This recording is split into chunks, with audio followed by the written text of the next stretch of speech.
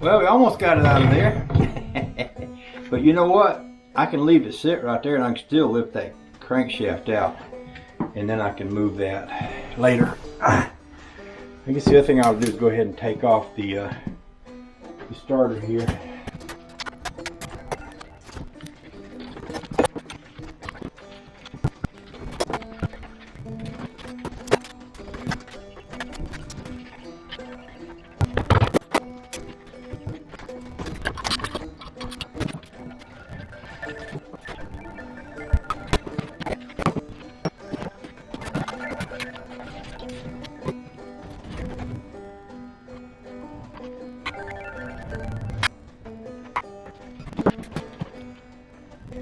So it just occurred to me that I need to make sure that I put these back the way they came off, and I was looking for identifying markers.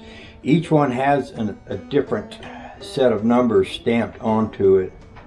So what I need to do is make sure that I identify which numbers were on which throws here. I'm gonna go get my phone camera, take pictures. I could do it with y'all too. That way I would have it recorded in two different ways. Pop my glove off. This would be for my benefit. I may or may not put this on the video, but for my benefit. And I will back this up with my phone camera. Pull y'all over here. Okay. Flywheel is on the back, and these numbers are all written as though the flywheel were the floor, and they're written so that the letters are facing, you know, not with them.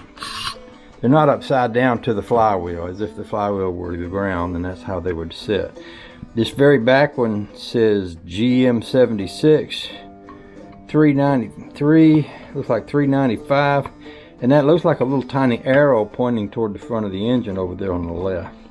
The second one says GM 103, same kind of arrow, and it says 3351. This one says GM 43.